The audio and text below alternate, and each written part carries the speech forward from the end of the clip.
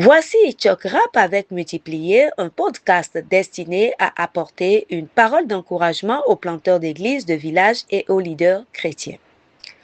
Notre thème pour 2026 est le développement du leadership. Au cours des 2 derniers mois, j'ai partagé 10 caractéristiques que je recherche chez des leaders émergents potentiels. Aujourd'hui, je souhaite résumer ces traits. Avant de le faire, je tiens à souligner que très peu de leaders émergents manifesteront les 10 caractéristiques. Je reconnais également que cette liste n'est ni exhaustive ni absolue. Ce sont simplement mes réflexions. Voici ma liste. Une identité solidement enracinée en Christ. J'accorde la plus haute priorité à cet attribut car au fil des années, j'ai observé les dégâts que peuvent causer des leaders peu sûrs d'eux. Trop souvent, leurs motivations sont mélangées dans leur leadership car ils cherchent à se valoriser aux yeux des autres plutôt qu'à rechercher et servir Jésus-Christ et son royaume. Ils sont centrés sur eux-mêmes plutôt que sur le royaume. L'humilité est étroitement liée à ce trait car les leaders sûrs d'eux ne sont pas poussés à se promouvoir aux yeux des autres. Proverbe chapitre 27, verset 2 l'exprime très bien. Qu'un autre fasse ton éloge et non ta bouche, un étranger et non tes lèvres.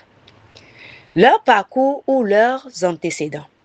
Vous vous souvenez peut-être que dans la série de l'année dernière sur le leadership de gestion, j'ai partagé la parabole du serviteur fidèle à qui Jésus a dit « C'est bien, bon et fidèle serviteur.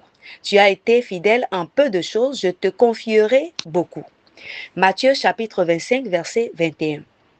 Les domaines d'aptitude ou de compétences, lorsque nous identifions et développons de nouveaux leaders, il est important d'évaluer leur domaine de compétences et de leur donner des opportunités de diriger dans des missions qui utilisent ces forces. L'initiative. Le mois dernier, je l'ai défini comme la capacité d'évaluer et d'entreprendre des actions de manière indépendante.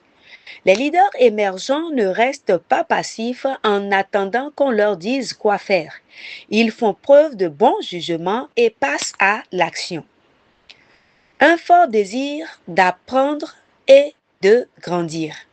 Les futurs leaders ne se contentent pas de leur niveau actuel de maturité spirituelle, de compréhension ou de compétence.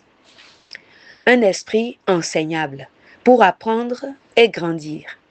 Les leaders émergents doivent être humbles et disposés à apprendre des autres. Agréable à fréquenter. J'inclus ce trait parce que les personnes désagréables attirent rarement des suiveurs et on ne peut pas être leader si personne ne nous suit. Leur réputation, tant au sein de l'Église qu'à l'extérieur. Si quelqu'un a une mauvaise réputation auprès de ceux qui le connaissent bien, c'est pour moi un signal d'alerte important. Un mariage solide centré sur Christ. Il y a environ 40 ans, j'ai entendu un prédicateur donner ce conseil. Si ça ne fonctionne pas à la maison, ne l'exportez pas. Autrement dit, si le mariage d'une personne n'est pas solide, la priorité doit être de restaurer d'abord les relations à la maison avant d'essayer de diriger les autres. Ce fut une parole d'encouragement pour les planteurs d'églises de village et les leaders chrétiens. Ce message a été relayé en français par votre sœur Mauricia Adeomi. Que le Seigneur vous bénisse.